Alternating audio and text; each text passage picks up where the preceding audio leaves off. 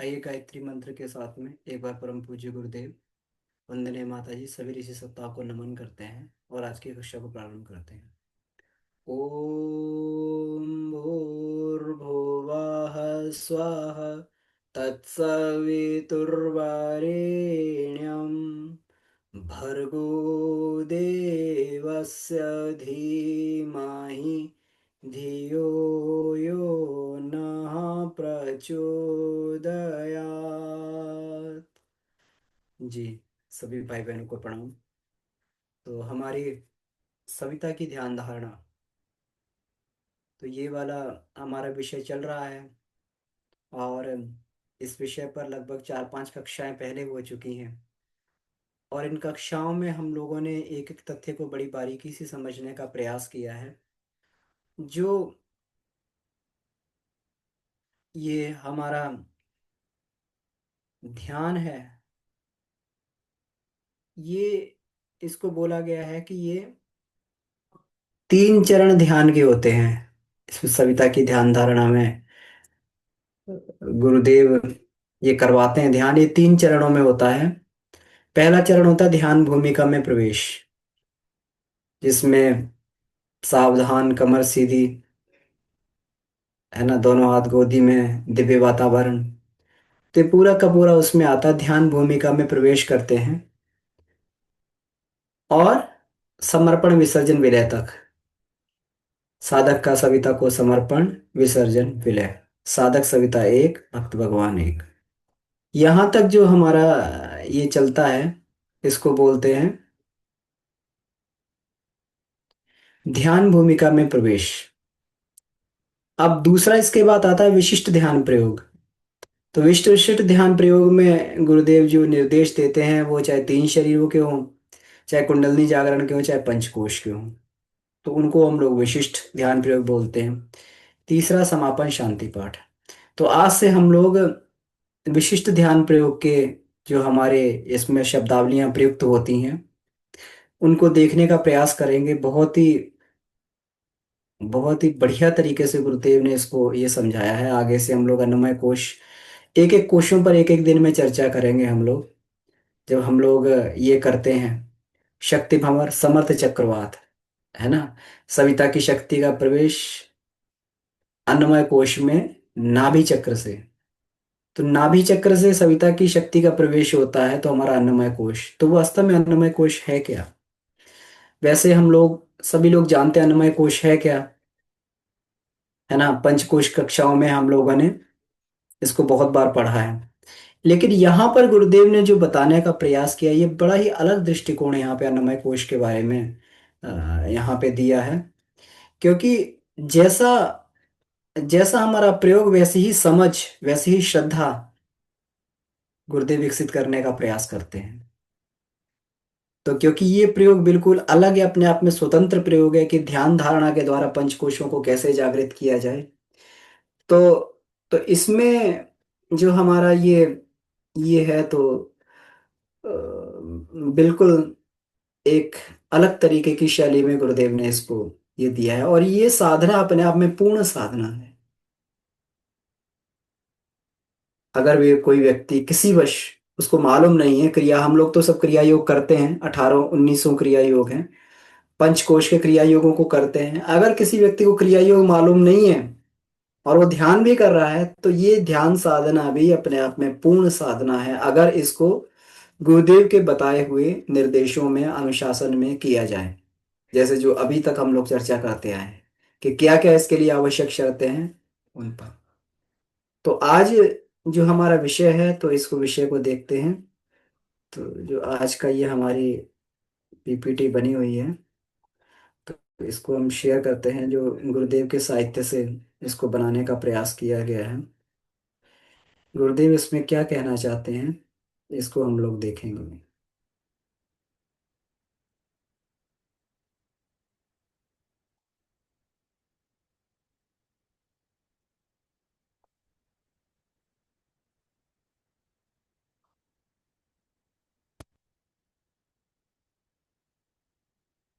तो हमारा जो है, आज गुरुदेव ने पंचकोशों का स्वरूप, तो पंचकोश एज ए होल गुरुदेव ने इसके स्वरूप पर प्रकाश डालने का इसमें ये प्रयास किया है।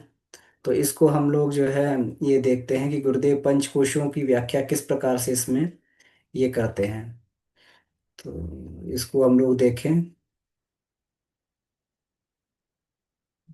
तो इसमें देखिए कि ये जो है, जो इसमें विशिष्ट ध्यान प्रयोग है उसमें शब्दावली गुरुदेव क्या बोलते हैं? पंचकोश, आत्म सत्ता के पांच कलेवर, गायत्री के पांच मुख, चेतना के पंच प्राण, काय कलेवर के पंच तत्व, अंतर जगत के पांच देवता। इस तरीके से गुरुदेव इसमें इन शब्दावलियों के माध्यम से ये बताते हैं। इन शब्दावलियों को हम लोग सुनते हैं और कुछ अपने हिसाब से जो है इसमें ध्यान भी करते हैं। तो गुरुदेव इसमें क्या बताते हैं इसमें देखते हैं हम लोग। हम्म। हमारा शरीर जो है ये पांच कोशों का है, ये भी सब लोग जानते हैं। तो पांच कोशों को पांच शरीर माना गया, फाइव बॉडीज जिसको बोला गया, five body, five sheath, five body, है ना, इस तरीके से हम लोग ये बोलते हैं। तो जो हमारा अन्नमय कोश है उसको फिजिकल बॉडी बोला जाता है। फिजिकल बॉडी जिसको छू सकते हैं, देख सकते हैं, जिस पर जो है सर्दी गर्मी इत्यादि का सब प्रभाव पड़ता है, जिसको चीर फाड़ के देखा जा सकता है। ये प्राणमय कोश, इसको ईथरिक बॉडी बोलते हैं। ईथरिक मतलब बिजली वाली जो ये शरीर होता है, ईथरिक बॉडी, इसको हम लोग ये बोलते हैं। जो हमारा विद्युत वाला शरीर जो होता है, इसमें विद्युत काम करती रहती है शरीर में। जगह जगह विद्युत नापने पे पता भी लगता है। मस्तिष्क में नापा जाए तो विद्युत की तरंगें ईईजी के द्वारा नापी जाती हैं। और हृदय में विद्युत की तरंगें ईसीजी के माध्यम से नापी जाती हैं। तो अलग अलग जो है विद्युत की तरंगें ये नापते शरीर के अलग अलग भागों में नापी जाती हैं। इस प्रकार से हमारा एक शरीर ये भी होता है। और ये शरीर कमजोर पड़ जाए तो शरीर में बिजली कम पड़ने लगती है। बिजली कम पड़ने की वजह से शरीर का, किसी शरीर का कोई कोई जो है अंग जो है, कोई खास अंग काम करना बंद कर देता है। उसमें कई चीजें होती हैं। या तो ये हो सकता है कि वो अंग खराब हो गया, या फिर वहां से जो सप्लाई है, जो जा रही है सप्लाई कहीं बाधित हो गई है, कहीं ना कहीं कोई तार टूट गया है जिस वजह से सप्लाई वहां पहुंच नहीं पा रही। ये सारी बातें जो हैं ये होती हैं, तो शरीर में कहीं ना कहीं समस्याएं आती रहती हैं। तो ध्यान के माध्यम से हम लोग इसको, ये अपने प्राणमय कोश को ये ठीक करते हैं। मनोमय कोश, इसको एस्ट्रल बॉडी बोलते हैं, जिसको हम लोग प्रेत शरीर भी बोलते हैं। तो ये भी, ये अपना ही एक अलग सा शरीर है। ये स्थूल शरीर समाप्त हो जाता है, लेकिन ये शरीर बना रहता है, एस्ट्रल बॉडी बनी रहती है। इसके बाद विज्ञानमय कोश, जिसको कॉस्मिक बॉडी बोलते हैं, ये हमारा भाव संवेदना वाला शरीर है। भाव संवेदनाओं के माध्यम से हम अपनी अपने जो है भावों की अभिव्यक्ति करते हैं। प्रेम की अभिव्यक्ति, दया की अभिव्यक्ति, करुणा की अभिव्यक्ति, क्रोध की अभिव्यक्ति, ये भावनाओं के माध्यम से की जाती है। और ये बड़ा प्रभावकारी शरीर होता है। क्योंकि जब इसका जब प्रभाव पड़ता है, ये जब कोई निर्देश देता है, तो ना इसको मन नकारता है, ना फिर इसको शरीर नकार पाता है। कहीं गुस्सा बहुत जोर से आ जाए तब, बहुत तेजी से क्रोध आ रहा हो, मन में कितने भी विचार लाएं कि नहीं क्रोध नहीं करना चाहिए, क्रोध नहीं करना चाहिए, ये तो ये है, वो कितना भी तत्व ज्ञान लाएं, कोई तत्व ज्ञान काम नहीं करता उस समय। और शरीर भी जो है तरह तरह के रसायन ये पैदा करने लगता है इसमें, और शरीर गर्म होने लगता है। ये हमारा जो एड्रिनल ग्लैंड्स हैं, फाइट और फ्लाइट वाले मोड में आ जाती हैं। तो सब जो है ये, जो हमारे इसका है, तो ये इनका कॉस्मिक बॉडी का नियंत्रण रहता है। बहुत ही पावरफुल शरीर है ये। जब प्रेम उमड़ता है अंदर, तो कुछ भी, कितनी भी परिस्थितियां खराब हो, लेकिन व्यक्ति जो है प्रेम की अनुभूति में बना रहता है। भाव बहुत प्रबल होता है। आनंदमय कोश, जैसे कॉजल बॉडी बोलते हैं। कॉजल मतलब यही हमारे पैदा होने, शरीर छोड़ने का माध्यम है। इसी के माध्यम से व्यक्ति जान पाता है, जीवात्मा जन्म लेता है कि अमुक अमुक शरीर में मुझे जाना है। एक कारण बॉडी है। यहीं से कारण पैदा हो। कौन सा कारण है? ये रस लेने का, ये आनंदमय कोश है। ये संसार रसमय है, और जीव खुद रस लेना चाहता है इस संसार में, क्योंकि संसार रसमय है।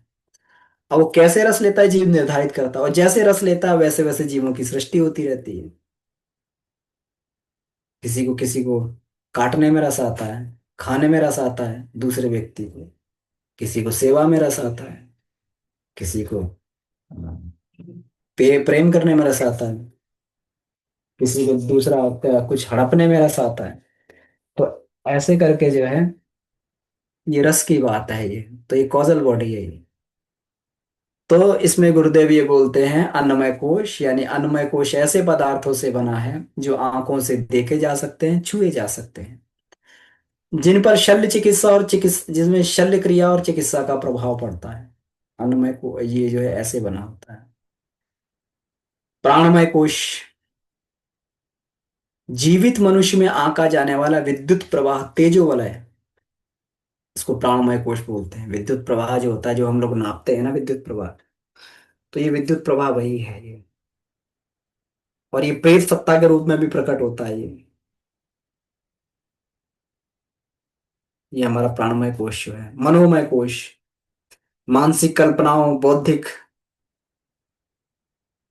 बौद्धिक प्रखरताओं के रूप में, मानसिक कल्पना बौद्धिक प्रखरता के रूप में, जो हमारे विज्ञान, कला, साहित्य आदि के क्षेत्रों में चमत्कारी उपलब्धियां सामने लाता है, वो मनोमय कोश होता है। मनोमय कोश की ही उपलब्धियां हैं सारी। मानसिक कल्पनाएं, बौद्धिक प्रखरताएं। विज्ञानमय कोश, ये चेतना की परत है जिसमें अतीन्द्रिय क्षमता और भाव संवेदना ये होती है। ये भाव संवेदना के रूप में जानता, अतीन्द्रिय क्षमताएं होती हैं इसमें।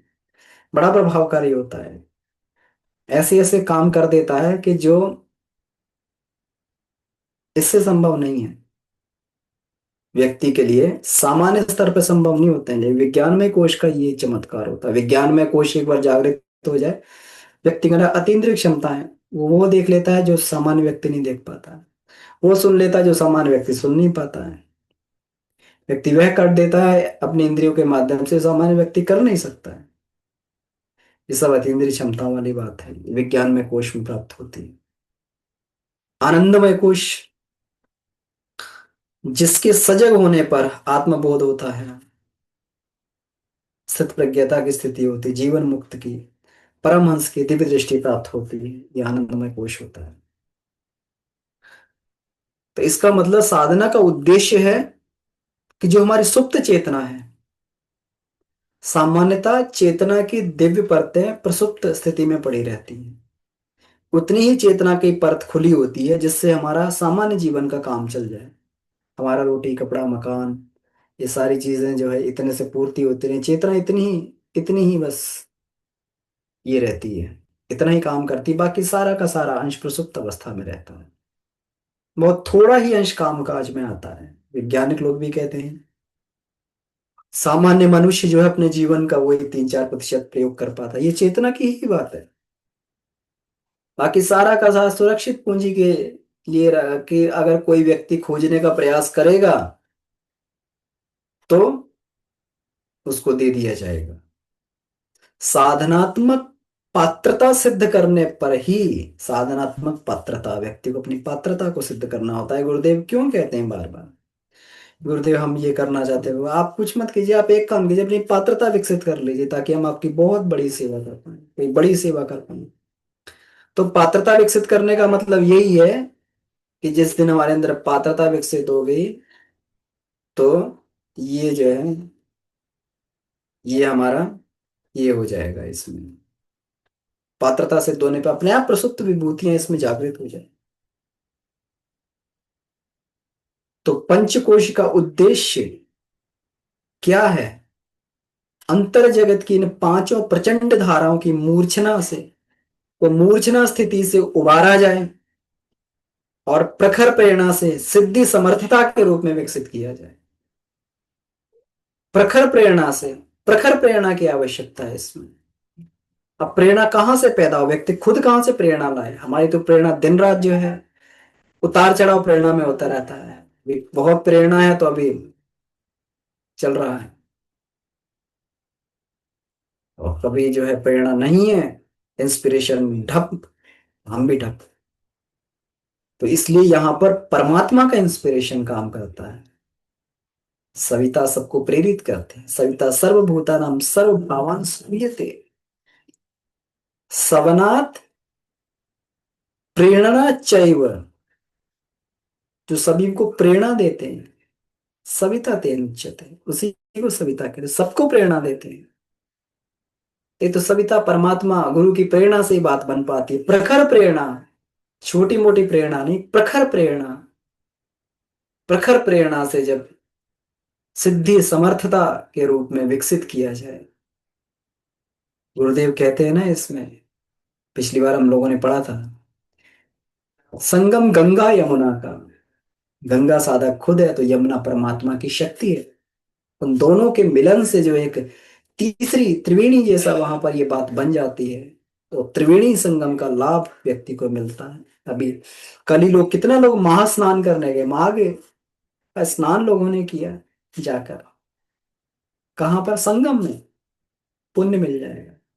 लेकिन हम लोग तो प्रतिदिन माघ का स्नान कर रहे हैं, त्रिवेणी का संग स्नान कर रहे हैं प्रतिदिन। प्रतिदिन जो है ये तीर्थराज प्रयाग, यहाँ पे हमारे, जैसे ही हमारी चेतना परमात्मा चेतना को स्पर्श करती है, तो ये हमारे अंदर जो है ये जो है त्रिवेणी का ये एक भाव पैदा होता है। इसको तीन शरीर भी बोलते हैं, पांचों कोशों को तीन शरीर भी बोला जाता है। हम लोग तीन शरीर का ये बात करें, चाहे पांच कोशों की बात करें, बात एक ही है। कभी कभी हम लोग कहते हैं तो तीन शरीर का ध्यान करते हैं, तो पांच कोशों का क्या होगा? पांच कोश भी जागृत होंगे, क्योंकि स्थूल शरीर अन्नमय कोश के अंदर में आ जाता है। अन्नमय कोश मतलब स्थूल शरीर। प्राणमय मनोमय कोश को मिक्स करके सूक्ष्म शरीर बनता है। और विज्ञान में आनंदमय कोश से हमारा कारण शरीर बनता है। विज्ञान में आनंदमय कोश से हमारा कारण शरीर बनता है। तो इसका मतलब अगर तीन, इसको भी जागृत किया जा रहा है शरीरों को भी, तो इसका मतलब यही है कि हम अपने पांचों कोशों को ही जागृत कर रहे हैं, पांचों कोशों की ही साधना कर रहे हैं। कुछ कैसा भी कर रहे हैं, सप्त चक्रों की साधना, उसमें भी यही है। हर एक चक्र के माध्यम से कोई ना कोई कोश चक्र से जुड़ा हुआ है, उसमें भी पंचकोश की ही साधना होती है। तो ये बात एक ही है।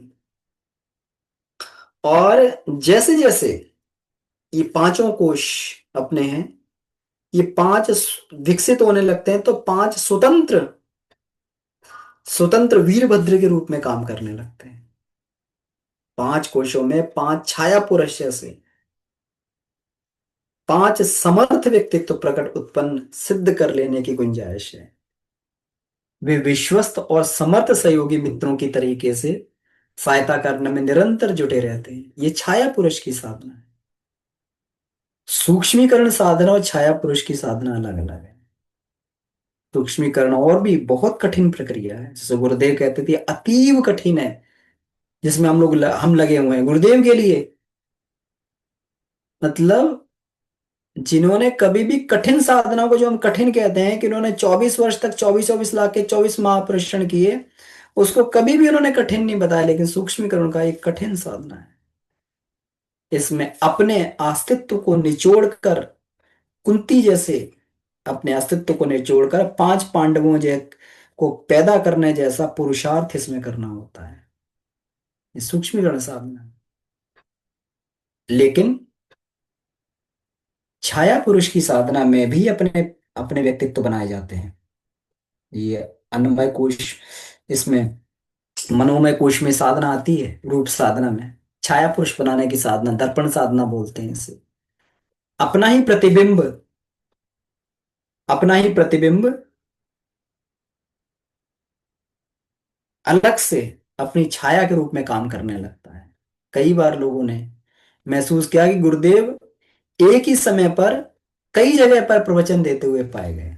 ये क्या है? छाया पुरुष की सिद्धि है। अपना ही छाया पुरुष, अपने जैसा बिल्कुल एकदम भरोसेमंद। किसी दूसरे व्यक्ति को बोलो, अब पता नहीं वो कितना काम करेगा कितना नहीं करेगा, लेकिन खुद को तो खुद पे भरोसा है। तो अपने ही छाया पुरुष के द्वारा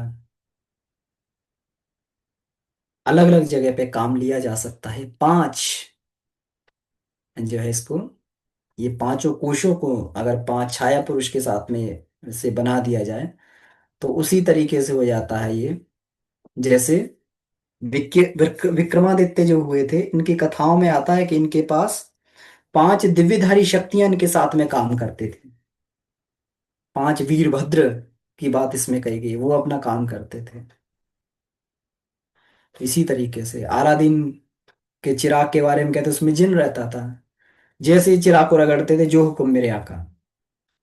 और ऐसे ही जब साधना के माध्यम से व्यक्ति जागृत कर लेता है तो ये पांचों के पांचों छाया पुरुष जो व्यक्ति के सामने हाथ जोड़े खड़े रहते हैं, जाओ वो काम करके आओ, करे आते हैं फटाफट। और ये बहुत समर्थ होते हैं।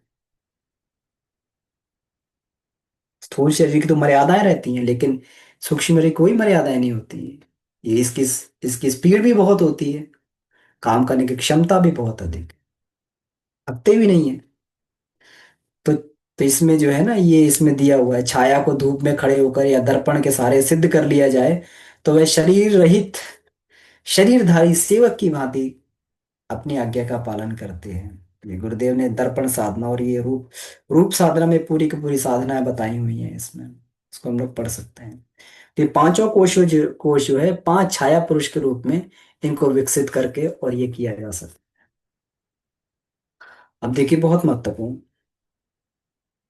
अब ये टेक्नोलॉजी यहाँ पर गुरुदेव बता रहे हैं कि जब इसमें ब्रह्मचर्य की ध्यान धारणा करते हैं तो इसमें कोशों को जागृत सशक्त बनाने के लिए उनसे संबंधित विशिष्ट केंद्रों में, चक्रों में सविता के प्रवेश एवं संचार का ध्यान प्रयोग किया जाता है।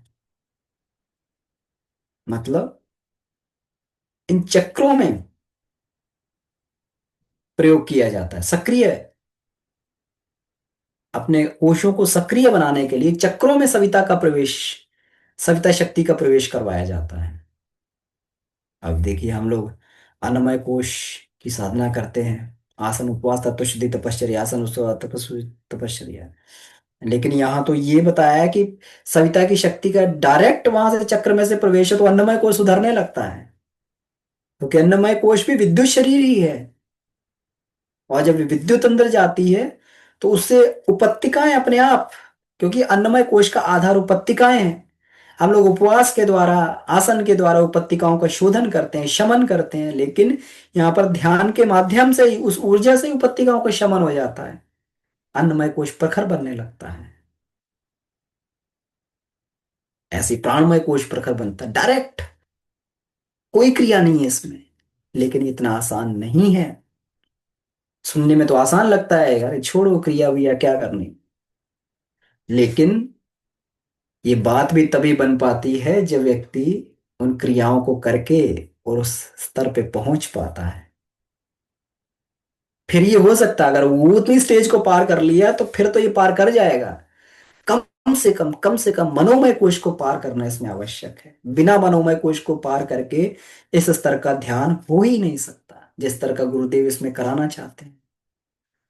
जिससे जिस ध्यान के माध्यम से अंदर के रोम रोम कांपने लगे, रोम रोम हिलने लगे, चक्र चक्र झंकृत होने लगे, अंदर के केंद्र झंकृत होने लगे, ऐसा ध्यान। समझ सकते हैं कि कितना ध्यान में प्रवीणता चाहिए, कितनी ऊर्जा चाहिए उसमें, कि रोम रोम जो है कांपने लगे, शरीर हिलने लगे।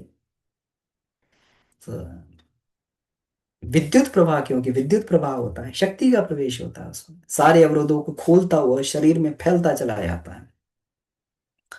तो ये कम से कम मनोमय कोश की साधना तो परिपक्व हो जाए तब जाके ये बात बन पाती है। काम तो दोनों में ही करना पड़ेगा, चाहे हम क्रिया योगों के माध्यम से बढ़े चाहे इस माध्यम से बढ़े। तो इसलिए दोनों की सम्मिलित साधना जो है गुरुदेव करवाते हैं। हम लोग ध्यान भी करते हैं और वो साधना भी, क्रिया योग की साधना भी करते हैं।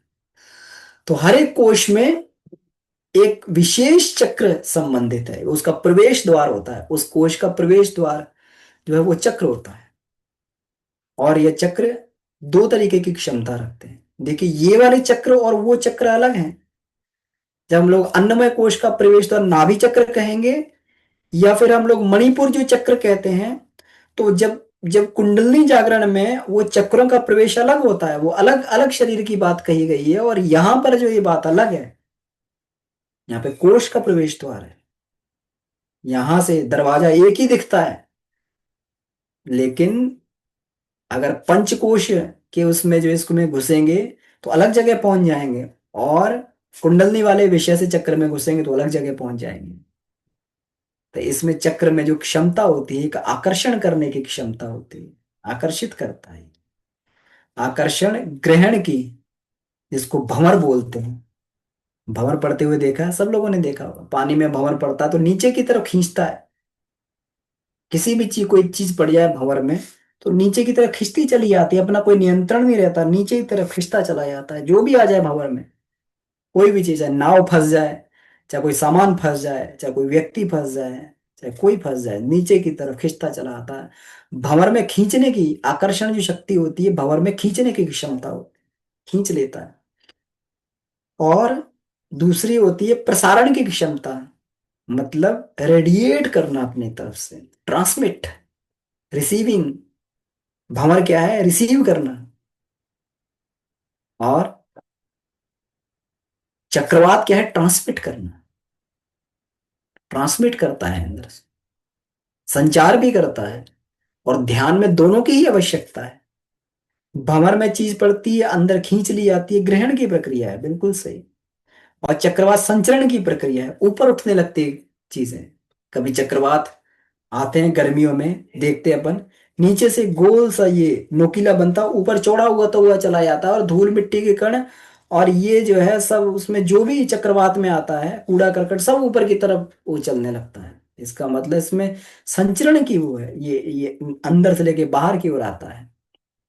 तो सविता शक्ति के प्रभावों से केंद्रों की ये दोनों क्षमताएं अधिक विकसित होती हैं। सविता से ये केंद्र अधिक ये करने लगते हैं। जब भी गुरुदेव एक एक कोश का ध्यान समाप्त करते हैं तो बोलते हैं अन्नमय कोश जागृत।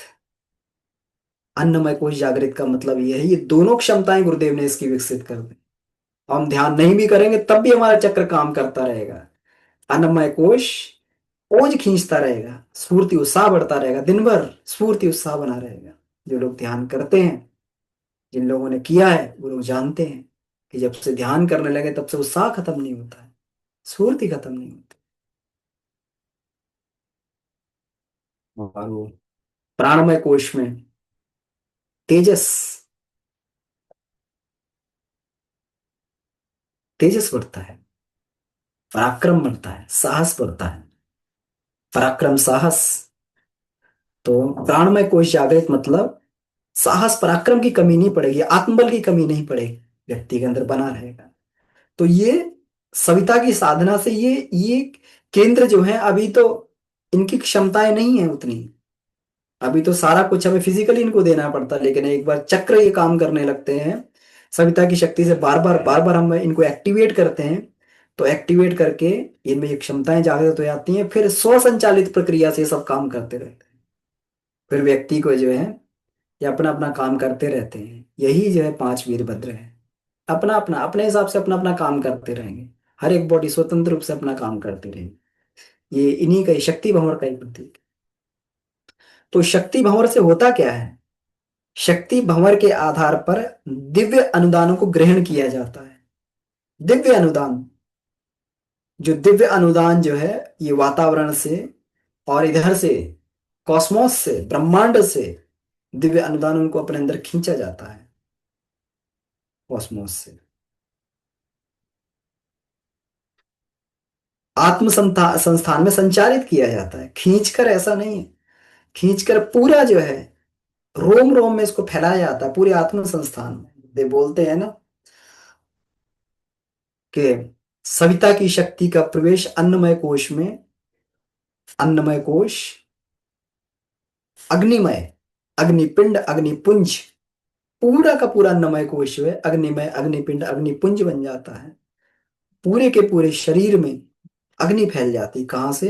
ये चक्र का ही प्रभाव पड़ता है, शक्ति भंवर का ही प्रभाव पड़ता है कि वो खींच के अंदर संचारित कर देता है पूरा उसको जो है। और दूसरों की संवेदनाओं की अनुभूति भी इस माध्यम से होती है। किसी दूसरे के भावों को पकड़ लेना बाहर से, तो उसके माध्यम से ये हो पाती है।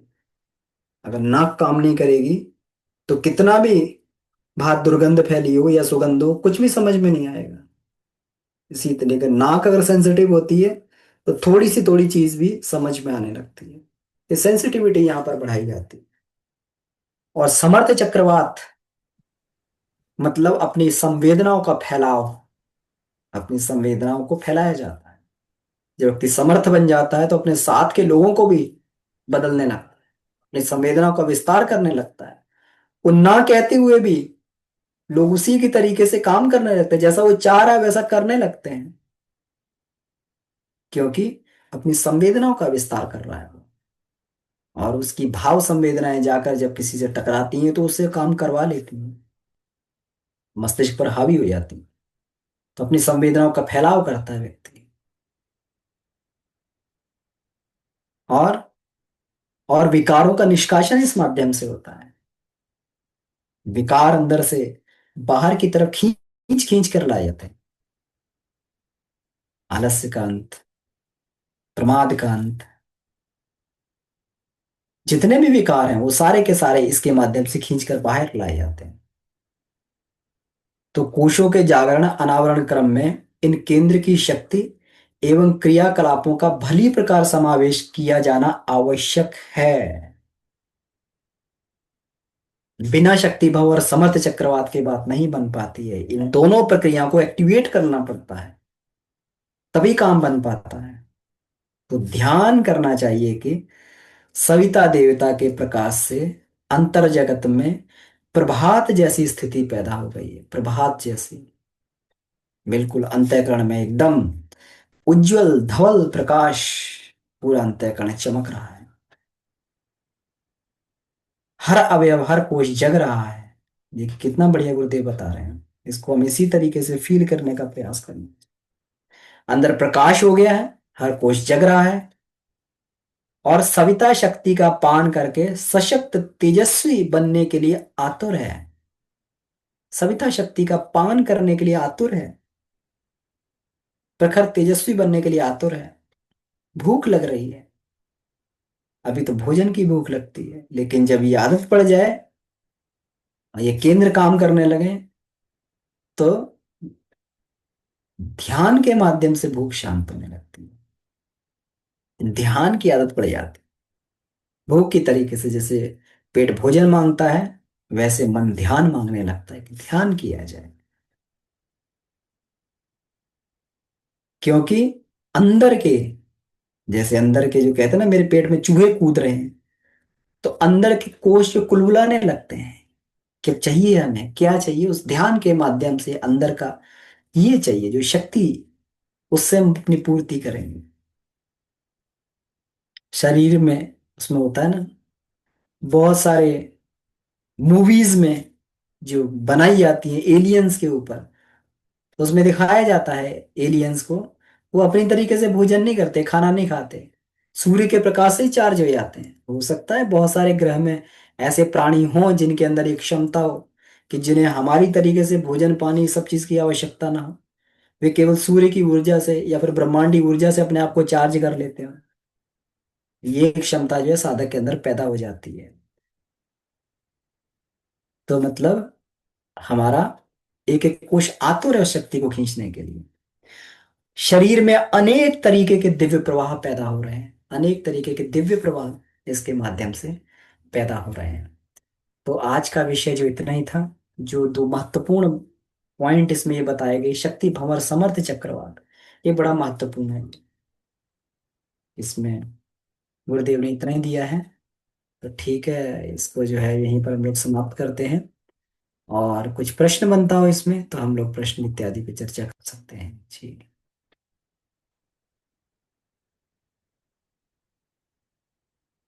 कोई प्रश्न हो, कोई बात हो। नितिन भैया जी।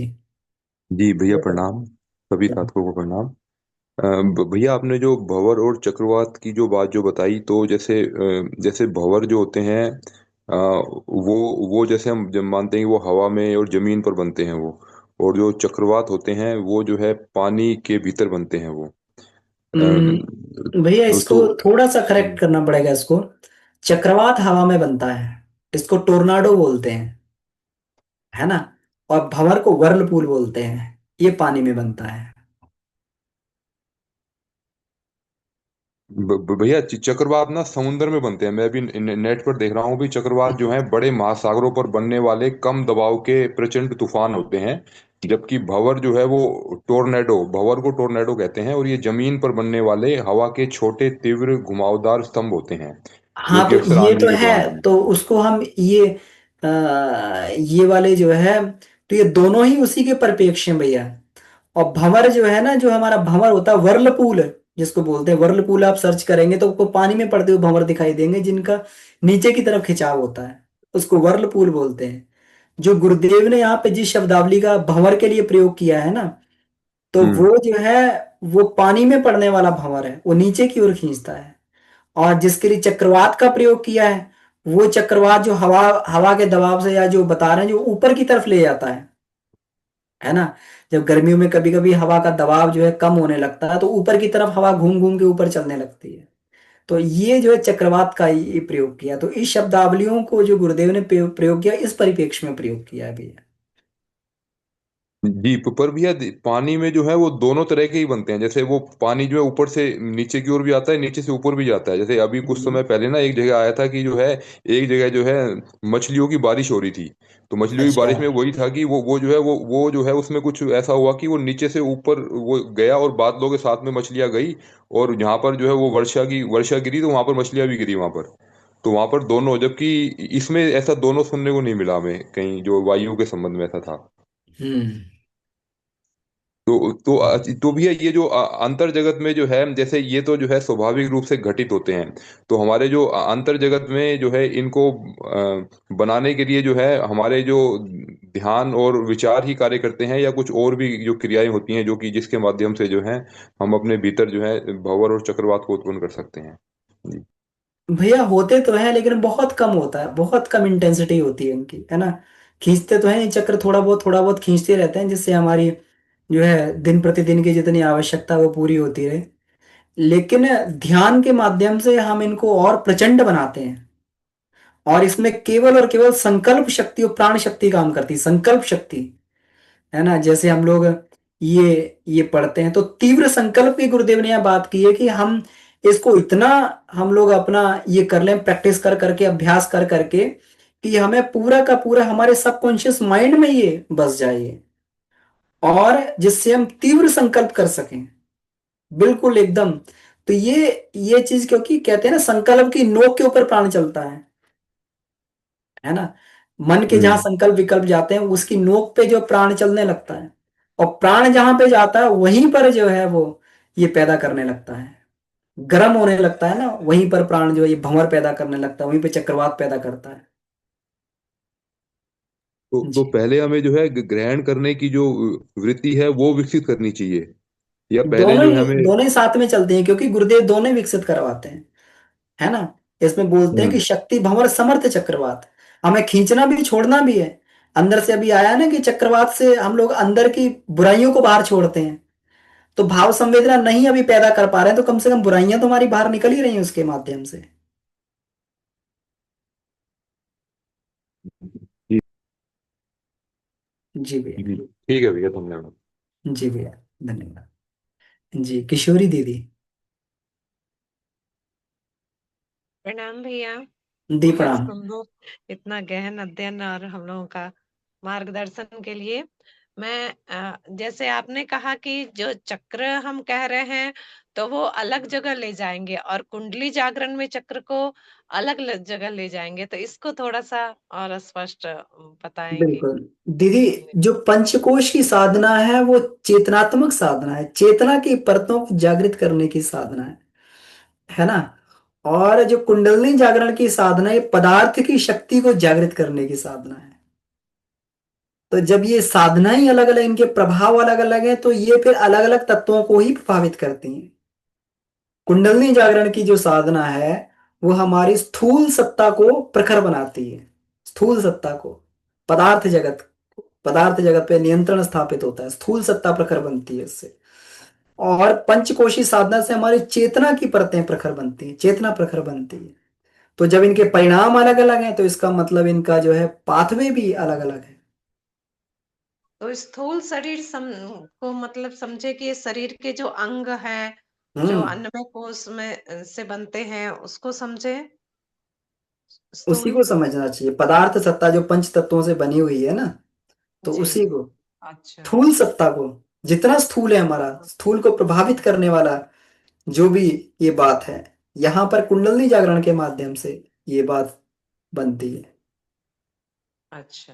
जी भैया। स्थूल सत्ता को हमें प्रखर बनाना पड़ता है, क्योंकि बाहर जब आप ये काम करने के लिए जाएंगे, चेतना तो बढ़िया हो गई, स्थूल हम्म। सत्ता प्रखर नहीं होगी, तो फिर दूसरों पे प्रभाव नहीं पड़ेगा उस चीज का, हम्म। है ना।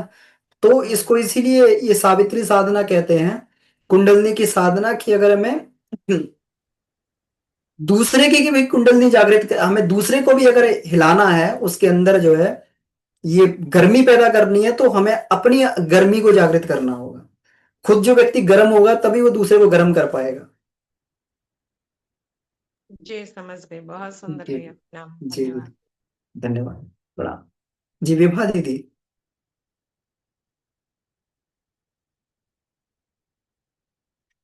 जी प्रणाम। प्रणाम दीदी। प्रणाम। मेरी आवाज जा रही है? जी आ रही है दीदी। ठीक है, तो हमारा ये कहना था, आप बताइए कहाँ तक सही सोच रही है, सही सोच रहे हैं या गलत सोच रहे हैं, इसमें थोड़ा प्रकाश डालिए भैया। मतलब जो भावर जो है वो हमारे विचारों की उत्पत्ति करती है, और जो चक्रवात जो है वो हमारी ज्ञान मतलब प्रकाष्ठा, हमारी जो दिव्य ज्ञान है ना उस पे प्रकाश डालती है। मतलब हम अपनी अनुभूति के हिसाब से बता रहे हैं, तो ये इसको कहाँ तक सही समझे भैया? क्योंकि पता है, अभी मुझे इतना दर्द हो रही है कि क्या बताएं, मुझे बहुत पेन हो रही है। अब हमारे पास शब्द नहीं है कि हम बयां कर पाए। मतलब पता नहीं, हम अभी नहीं बता पाए। हाँ दीदी, देखिए इसमें ये है कि जो भंवर होता है ना, विचार तो दोनों ही जगह पे काम करता है हमारा। विचार और संकल्प ही इस ध्यान का आधार है, ये दोनों। ये जो है संचरण में भी काम करेगा, मतलब चक्रवात में भी काम करेगा, और ये इसमें भी भंवर में भी काम करेगा। दोनों में विचार हमारा काम करता है। अब होता क्या है, अंदर खींचने की क्षमता, जिसको कहते हैं ना कि सूखने की क्षमता, इससे बढ़ जाती है। इसको जैसे ये करते हैं ना जब अपन वो चलाते हैं। एक मिनट इसको बंद करते। एक मिनट, इसमें किन्हीं का माइक खुला हुआ लगता है। और हम्म, एक मिनट। हाँ तो जिनका माइक खुला है वो अपने आप को वो कर लेंगे। हाँ विभा दीदी, आप अपने आप को अनम्यूट कर लीजिएगा। तो हमारा जो ये है,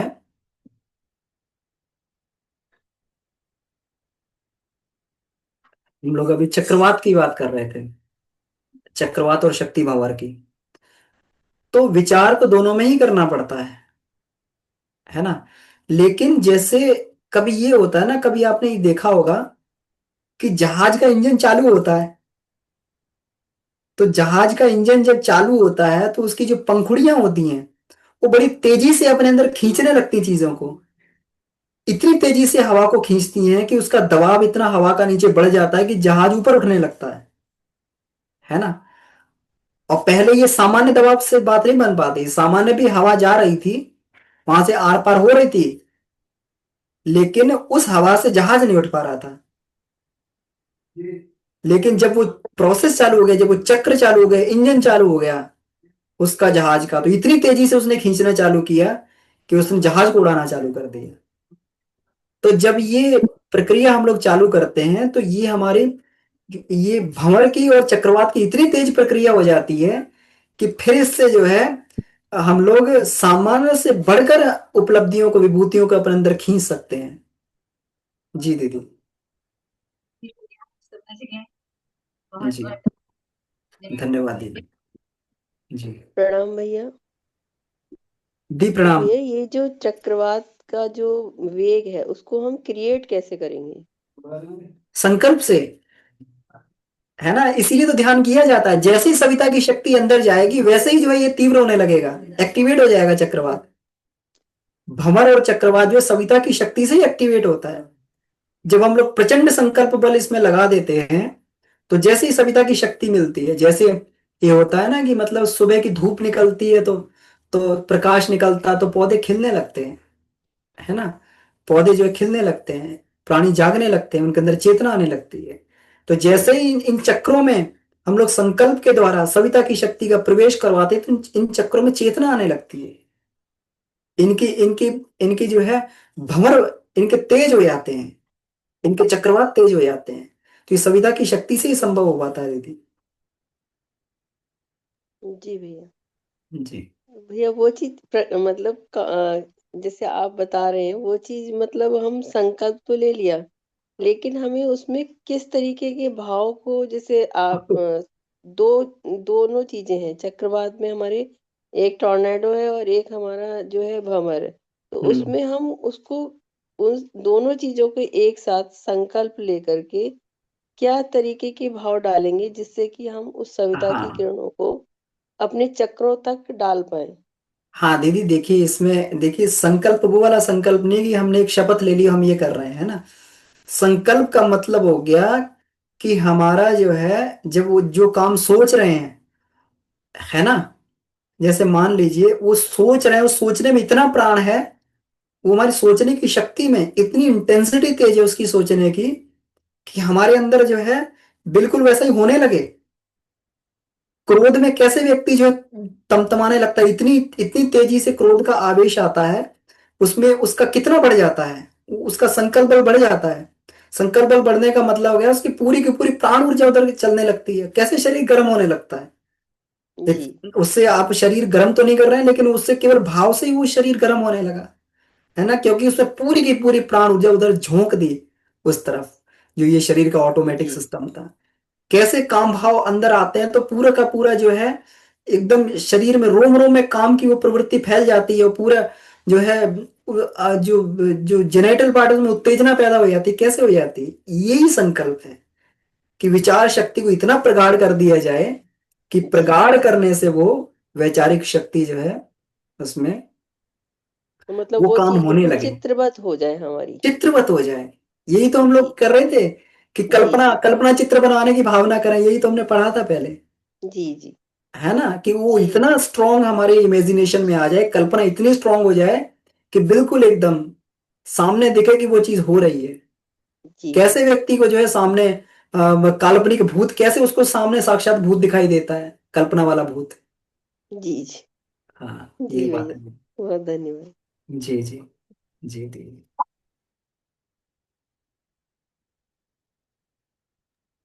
प्रणाम भैया। शर्मिला दीदी का हैंड रेस था। प्रणाम भैया, मैं बोल सकती हूँ अभी? हाँ दीदी, जी बोले भैया बोले। मेरा भी था। अच्छा, आप बोल लीजिए, मैं बाद में बोलूंगी, आप बोल नहीं नहीं, लीजिए। आप ही पहले बोल लीजिए। हाँ अभी अच्छा, समय हमारे धन्यवाद पास में, दीदी। कोई दिक्कत नहीं है, तो अपना अपना आराम धन्यवाद से दीदी, चर्चा कर सकते धन्यवाद हैं। दीदी, धन्यवाद दीदी।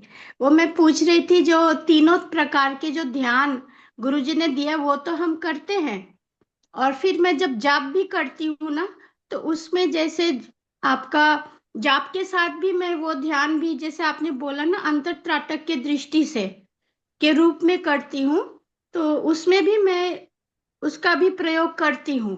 तो उसमें मेरे को जो समझ में आया कि दोनों का, जैसे सुबह ध्यान किया तो जैसे हफ्ते में दो दिन तीनों शरीर का करती हूँ, फिर 3 दिन आपका पंचकोश स्वाध्याय, पंचकोश जागरण का करती हूँ, फिर आपका बाकी जो दिन रहते तो उसमें कुंडलिनी का करती हूँ। तो ये तरीका ठीक है कि नहीं? मतलब ऐसा करना चाहिए कि नहीं, मैं आपसे पूछना चाहती हूँ भैया। ऐसा करना चाहिए कि नहीं, कि एक ही कोई भी एक ध्यान को लेकर बराबर करना चाहिए, ये आप बताइए हमें। हाँ दीदी, मुझे जहां तक फील होता है कि किसी एक ध्यान को पकड़ के हमें बराबर चलना चाहिए, है ना।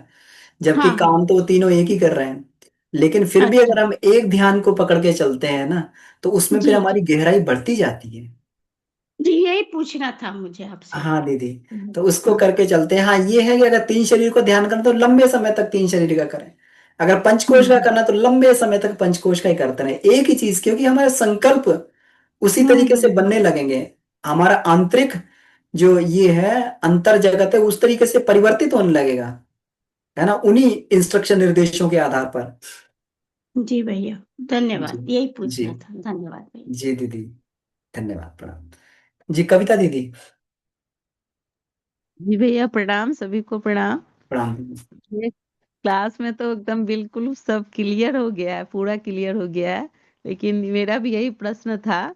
भंवर चक्रपात, तो भंवर जैसे पानी में भंवर होता है भैया, और हम्म। चक्रपात जैसे जब बहुत जोर से हवा चलती है, तो हम्म। उस पे वो तो ध्यान समझ में आ गया। लेकिन हम्म। भैया उसमें तो सभी वो तो, जब गुरुजी बोलते हैं साधक सविता एक पहले ही बता देते हैं, तो वो खींचने के लिए करना है या अपने दोस्त को निकालने के लिए करना है, क्या करना है भाव वो, तो हाँ चक्रपात। हाँ, हमें हमें देखिए, इसमें जैसे गुरुदेव जो जो निर्देश देते हैं उसी तरीके से करना है ना। जैसे गुरुदेव कहते हैं सविता की शक्ति का प्रवेश, जैसे ही सविता की शक्ति का प्रवेश होगा, तो वो हमारी दोनों प्रक्रिया अपने आप चालू हो जाएंगी। अब आपको उसके लिए कुछ करना नहीं है। अब जैसे गुरुदेव निर्देश देते जा रहे हैं ना, कि सविता शक्ति का प्रवेश अन्नमय कोश में नाभि चक्र मार्ग से, है ना। और नाभि इसमें अन्नमय कोश अग्निमय, है ना। अन्नमय कोश अग्निमय, अग्निपिंड अग्निपुंज, कण कण में अग्नि, रोम रोम में अग्नि, ये भाव करते रहे हम लोग। और बाकी तो जो भंवर वाली चीज है वो चल ही रही है, क्योंकि जी जैसे ही भैया। बिजली पहुंच जाएगी इक्विपमेंट तो अपने आप घूमेगा ही, पंखा तो घूमने ही लगेगा वो, है ना। जी भैया। उसमें दोनों जी चीजें भैया। चल रही हैं। आप ये भाव कर रहे हैं तो आपके अंतःकरण की जैसे प्रकाश जाएगा, जैसे ही मान लीजिए कि कहीं किसी में अगर आप घड़े में पानी डाल दें तो हवा अपने आप बाहर आ जाती है। आपके अंदर जी प्रकाश गया तो अपने आप दुष्प्रवृत्तियां जो है अपने आप जो छोड़ छोड़ के बाहर भागने लगेंगी, वो तो चलता ही रहेगा, क्योंकि एक समय एक ही चीज एक जगह रह पाती जी भैया। है ना तो दीदी। बस गुरु जी जो बताते हैं भैया, बस वैसे करते जाना बस है, बस वैसे ही फोकस चक्रपात करते जाए जैसे हम जैसे लोग। वो बताते हैं जिस स्थान पे, बस वो हाँ, ध्यान करना है। वो ध्यान करते जाना है। बाकी तो कहते हैं ना कि जैसा गुरुदेव बताते हैं, माता जी बोलती है ना, जैसा गुरुदेव बताया वैसा ध्यान करते हैं, उनकी सूक्ष्म चेतना उनके कहे अनुसार काम कर रही है ना। जी भैया। फिर तो सूक्ष्म चेतना उनके कहे अनुसार काम करती रहती है कि इसके अंदर क्या सफाई करनी है, कहाँ पे सफाई करनी है, कैसे करनी है। तो वो तो गुरुदेव के कहे अनुसार अपने आप काम करती रहती है। जी भैया, धन्यवाद जी। भैया, प्रणाम भैया। जी दीदी, प्रणाम। जी।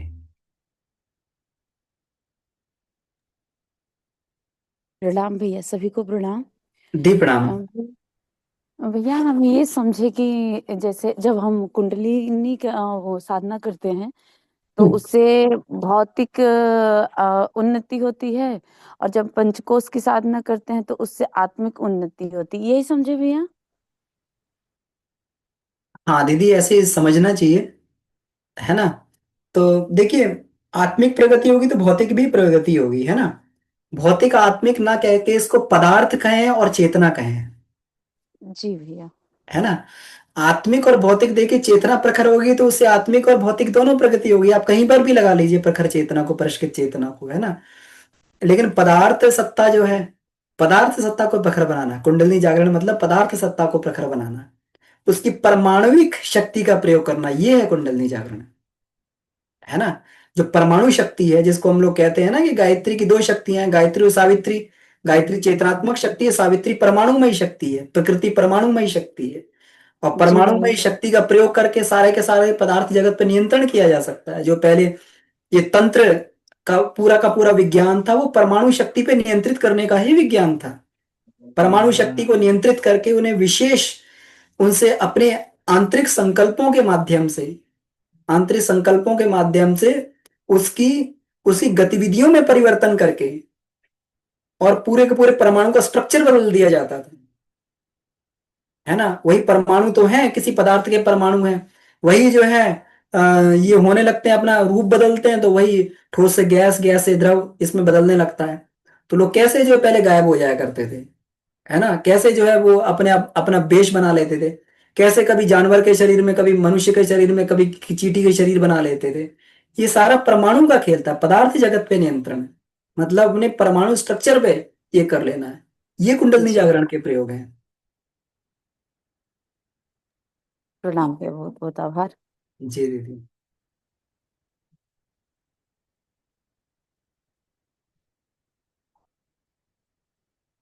प्रणाम भैया। दी प्रणाम। हाँ भैया, वैसे तो मुझे बहुत अच्छा लगता है आप लोगों की क्लास से, योगा से मेरा काफी बेनिफिट भी मिला मुझे इस चीज का। मैं एक चीज पूछना चाहती हूँ, जब मैं मेडिटेशन के लिए बैठती हूँ तो मेरे मुंह से कभी कभी लार निकलती है, तो वो क्यों? निकलने दीजिए, कोई दिक्कत नहीं दीदी, है ना। अच्छा अच्छा। क्योंकि प्राण का उस समय ये उफान चल रहा होता है शरीर में, उस समय कभी किन्हीं को लार निकलने लगती है, किन्हीं को छींक आती है, किन्हीं को डकार आती है, किन्हीं को वो जो है जमाई आने लगती है। ये तो प्राण मंथन चलता है ना। तो ठीक भैया। इसलिए वो हो रहा है, तो अपना जो है साथ में कपड़ा वपड़ा रखें, वो सब रखें, और जो है कहीं वो हो तो आप उसको वो करते रहे, है ना। क्योंकि जैसे ही प्राण का मंथन होगा तो अंदर से विकार अपने आप बाहर आने लगेंगे। कैसे, इसमें गुरुदेव ने कहा है कि ये चक्रवात होता है, अंदर के विकार बाहर आने लगते हैं, ठीक, है और ना। त्राटक का क्या मतलब होता है भैया ये? त्राटक का मतलब ये है कि हम लोग एक चीज पर पूरे के पूरे मनोयोग से एक चीज को एक टक देखें, एक टक, है ना। और फिर ठीक। हाँ, इसको बाहरी त्राटक, किसी चीज को बाहर आप टकटकी लगा के देखें तो उसको बाहरी त्राटक बोलते हैं। और उसी चीज को आंख बंद करके अगर अंतःकरण में उसको ये फील करते हैं, उसकी इमेज को बनाते हैं, तो उसको अंतः त्राटक बोलते हैं। तो ध्यान पूरा का पूरा अंतः त्राटक का ही प्रयोग है, पूरा का पूरा अंतः त्राटक है ध्यान। ठीक भैया, धन्यवाद भैया आप लोगों जी को। दीदी, धन्यवाद दीदी, प्रणाम। जी मनोज भैया।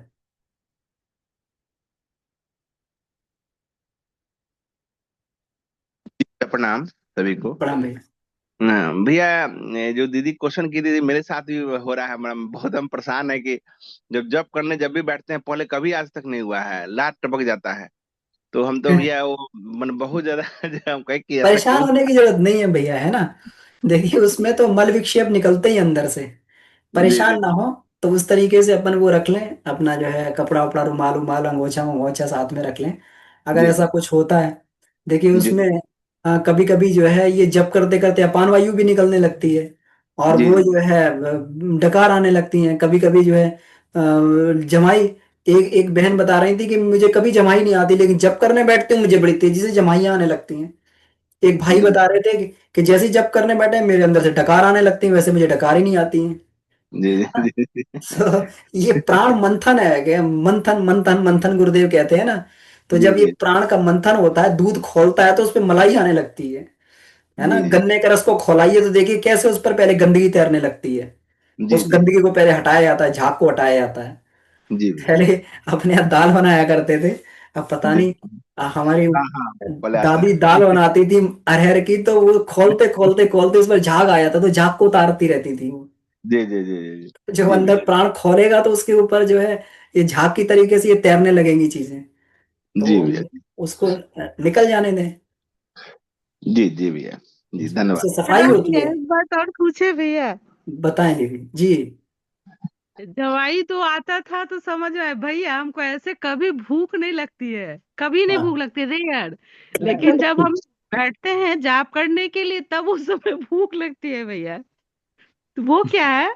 हाँ दीदी, उसमें देखिए ये भी हो सकता है कि जाप करते समय जो है ना, जब ध्यान करते हैं ना, तो उससे प्राण ऊर्जा आती भी है, उस समय आवश्यकता, शरीर को प्राण ऊर्जा की आवश्यकता भी पड़ती है, क्योंकि सफाई चल रही होती है ना।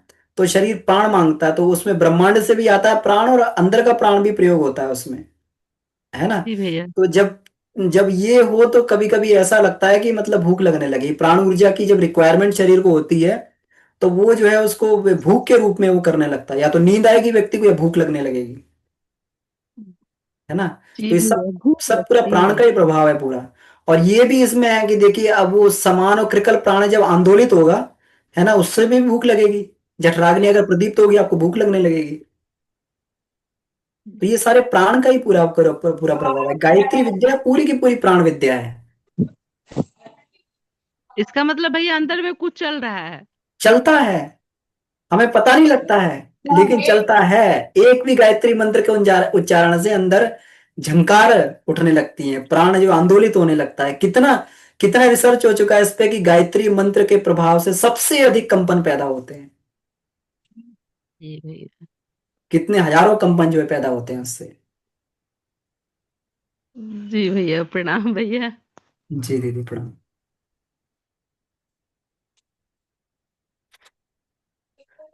तो ये एक महाविद्या है ये तो बड़ा गुरुदेव की कृपा हम लोगों को बड़ी सहजता से हमें मिल गई। लोग तो बताते भी नहीं थे इसे। तो देखिए कितना सहज रूप से, अगर इस समय भी हम लोग अगर ये इसका लाभ नहीं ले पाएंगे तो फिर जो कब ले पाएंगे। तो इसलिए इसको लेना चाहिए। गुरुदेव ने जो भी ये बताया है अपनी सामर्थ्य अनुसार लगे रहना चाहिए। नियमितता ब्रेक ना हो, कंटिन्यूटी ब्रेक नहीं होनी चाहिए। नियमित नियमित नियमित लगे रहना चाहिए, बिल्कुल एकदम सिंसियर साधक होता है। और गुरुदेव ने बताया है कि ये उन विशिष्ट साधकों के लिए जिनके अंदर पुराने संस्कार हैं। और नियमित वही रह पाएगा जिसके अंदर पुराने संस्कार हैं। हम नियमित है इसका मतलब हमारे अंदर संस्कार हैं। पिछले जन्म में हमने जरूर कुछ है ये किया है, साधनाएं की है, उसका जो प्रभाव हमारे संस्कारों में है। तो ये साधना खास करके विशिष्ट साधकों के लिए गुरुदेव ने बनाई है। विशिष्ट स्तर के साधकों को जल्दी लाभ देने के लिए गुरुदेव ने ये भी कहा है विशिष्ट स्तर के साधकों को जल्दी से लाभ दे दिया जाए, इसलिए ये बनाया गया है ये साधना। तो इसलिए अगर ये हमारी है अ, बात बनती है तो हमें इसका जरूर बेनिफिट इस विद्या का उठाना चाहिए। समय देखिए अपनी प्रायोरिटी निर्धारित करने पे समय मिल जाता है ना। कभी कभी हम लोग कहते हैं समय नहीं मिलता है। प्राथमिकता जो आएगी, कभी भी समय का अभाव जो है ये नहीं रहा। अभी जो है कॉर्पोरेट जगत में काम किया है, कभी भी साधना के लिए समय का अभाव नहीं रहा। रात में 8:30 9 बजे भी पहुंचते थे, 15 20 मिनट में खाना खा के सो गए। और जो है 9:30 तक सो गए। 8:30 बजे पहुंचे तो खाना खा के 9 बजे तक सो गए। और सुबह जो है जल्दी 3:30 4 3:30 4 उठना ही उठना। तो कभी भी बाधा नहीं बन सकती कोई भी चीज अगर हमारी प्राथमिकता सेट है तो। ना हाँ जी। तो अपना ठीक है, समय भी हो गया है। भैया प्रणाम भैया। एक एक बात, जैसे अभी जो है दीदी लोगों के अनुभव से एक बात थोड़ी सी ये समझ आ रही थी, आप बताइएगा कि सही है या नहीं है। कि हम्म। जब हमें जब मनोमय कोश की जब हम साधना करते हैं, जब साधना है या ध्यान साधना है, और उसमें जो है विविध तरह की जो अनुभूतियां जो हमें होती हैं, तो इसमें हम क्या ये समझ सकते हैं कि हमारा जो है अन्नमय और प्राणमय कोश जो है वो थोड़ा कमजोर है। क्योंकि अन्न में प्राण में कुछ कमजोर होने के कारण जब प्राण शक्ति की कमी है तभी वो शरीर जो है उसको भूख लग रही है, या उसको जो है बिल्कुल सही। अलग प्रकार की अनुभूति हो रही है, वो जो है वो प्राण की इच्छा रखता है। क्योंकि हमें जो बिल्कुल है ध्यान में मन को नियंत्रण करने के लिए भी हमें प्राण चाहिए, परंतु हमारा शरीर के अंदर जो है वो उतना प्राण विद्यमान नहीं है। अगर वो अन्न में और प्राण में अगर उसका आधार मजबूत होता तो हमें जो है मनोमय कोश में ये दिक्कत नहीं आती। और जैसे जो है अभी लार वाली भी समस्या जो बताई थी भैया ने बताई थी अभी, तो उसमें भी क्या हम ये समझ सकते हैं कि जो है उस अवस्था में तो हमें तो क्योंकि अपने मन को नियंत्रण करना है और शरीर भाव से ऊपर उठना है। अगर हम बार बार अगर हम अपना मुंह ही साफ करते रहेंगे, या बार बार ये ध्यान रहते रहेंगे हमारे आंखों से पानी आ रहा है या मुंह से कुछ गिर रहा है कुछ भी, तो हम ध्यान में तो उस स्तर पे जा ही नहीं पाएंगे हम कभी, जिस स्तर का गुरुदेव बताते हैं हमें। जी भैया। हाँ तो उसमें भैया ये है ना कि देखिए अब मान लीजिए लार भी मुंह से टपकती रहेगी तब भी व्यक्ति का ध्यान बटेगा, है ना, कि मेरे मुंह से लार टपक रही है। तो इसलिए जो है ये बात बिल्कुल ठीक है। देखिए अन्नमय प्राणमय में कहीं ना कहीं थोड़ी सी ये रहती कमी रहती है, तो उसकी मनोमय कोश में फील होता है। जैसे जैसे प्राण ऊर्जा बढ़ती जाएगी क्रिया योगों के माध्यम से, तो फिर ये चीज नहीं होती, है ना, जो डकार आना और ये वो जम्हाई आना, ये हमें बहुत नींद आती थी ध्यान में। लेकिन जैसे ही ये कोश ये स्ट्रांग हुए तो अब बिल्कुल नींद नहीं आती है, बिल्कुल सजगता बनी रहती है। तो धीरे धीरे ये अपने आप ठीक होते रहते हैं। नीचे वाले कोशों का बहुत प्रभाव पड़ता है। बिल्कुल ठीक कहा भैया आपने। हेलो, अमन भैया आवाज आ भैया रही है मेरी? प्रणाम, हाँ भैया जी आप हाँ जी। सभी को प्रणाम। जी 1 मिनट का भैया समय बचा है बस हमारे पास में। जी। जी भैया एक लोग को त्रिबंध कर रही थी तो बता दी थी, तो करी थी कि मुझे नाभि के नीचे दर्द होने लग रहा है। तो दीदी इसका त्रिबंध अपन, हाँ क्या कर रही थी वो? त्रिबंध कर रही थी, हाँ, महाबंध तो त्रिबंध, उसको तो ना करें दीदी, है ना। जहाँ दर्द हो रहा है उसको बंद कर दें। अच्छा जहां अच्छा पे भी अच्छा। दर्द होता है इसका मतलब कोई दिक्कत है वहां पे, तो उस चीज का अभ्यास नहीं करना चाहिए जब तक वो ठीक ना हो जाए तब तक। जी जी। जी जी। हाँ, ठीक आदरणीय वीरेंद्र त्यागी जी जी। हाँ हाँ भैया, प्रणाम अमन। सभी को प्रणाम। मैं भी यही कह रहा था कि ये जो पंचकोश का जागरण ध्यान करते हैं, हम भी करते हैं काफी लंबे समय से। तो आपने एक बात कही थी बीच में कि जब तक हमारा मनोमस्तिष्क क्लियर नहीं हो जाएगा, इसमें बहुत ज्यादा सफलता मिलने वाली नहीं है, ऐसा आपने कहा था। और मुझको भी वही ऐसा लगता है कि हमारे जो शक्ति भंवर और समर्थ चक्रवात की बात चल रही थी, तो ये मुझे लगता है कि परमात्मा ऑटोमेटिक बहुत समर्थ बना के भेजता है, लेकिन हमारे जो कसाय कलमश काम क्रोध लोभ मोह, वो इनकी गति को रोके रखते हैं। तो मुझे लगता है ये बात बिल्कुल इसमें सही है जी। इसमें हम जब लोग तक ये हम भी, अपना हाँ, जब ये तक भी हम कह अपना सकते हैं कि, जी, हाँ, बिल्कुल। जब तक अपना मनोमन को साफ नहीं करेंगे, हम अपने आप को अपनी चेतना को कसाय कर्मशों से पूरी तरह क्लियर नहीं करेंगे, तब तक हमें विशेष उन्नति मिलने वाली नहीं है। इसमें अपन लोग इस तरीके से भी इसको देख सकते हैं, जैसे गुरुदेव ने भी इसमें लिखा हुआ है कि कि इसको बहुत थोड़ा जागृत करके दिया जाता है ना। हाँ हाँ। मतलब इनकी क्षमताओं को बहुत थोड़ा दिया जाता है आपको, ताकि हमारे रोज के हमारे दैनिक गतिविधियों से चल पाए। हाँ बाकी की क्षमताओं को जो है उसे बंद रखा जाता है। जी और जी जैसे हम लोग ये करते हैं, ध्यान करते हैं और ये करते हैं, यौगिक साधना करते हैं, उससे फिर धीरे धीरे खुलने लगती हैं क्षमताएं ये। जी जी। जी। नहीं, मेरा कहना ये था कि जब तक हम कसाय कर्मशों में दबे रहेंगे, तब तक भी सब ये साधना करते रहे और कसाय कर्मश भी बना के रखें अपने, तो शायद सफलता मिलने वाली बहुत ज्यादा नहीं है। उसमें ये होता है कि देखिए, कषाय कलमश भी तो भरे ही हुए हैं, लेकिन साधना करेंगे उससे सफाई भी होती रहती हाँ, तो मुझे लगता है है ना। जप साधना और तो ध्यान करेंगे, जो अभी कैसे गुरुदेव ने कहा कि अंदर की बुराइयां बाहर निकलने लगती हैं, तो सफाई हम्म। भी होती है उससे धीरे धीरे। जी जी जी जी तो इस जी परिप्रेक्ष्य में भी अपन इसको देख सकते हैं कि वो सफाई हो रही है अंदर से। जी जी जी। ठीक भैया, थैंक यू। जी, ठीक है, तो समय हो गया। आइए इसी के साथ हम लोग आज की कक्षा को ही समाप्त करते हैं। बहुत बहुत आभार सभी का। और हम लोग ऐसे ही गुरुदेव के बताए हुए मार्गदर्शन में आगे बढ़ते रहेंगे। उनके बताए हुए ज्ञान पर हम लोग चर्चा करते रहेंगे, एक दूसरे को लाभान्वित करते रहेंगे अपने अनुभवों से। इसी के साथ शांति पाठ करते हैं। ओम शांति शांति शांति। समाप्त। सभी को प्रणाम, धन्यवाद।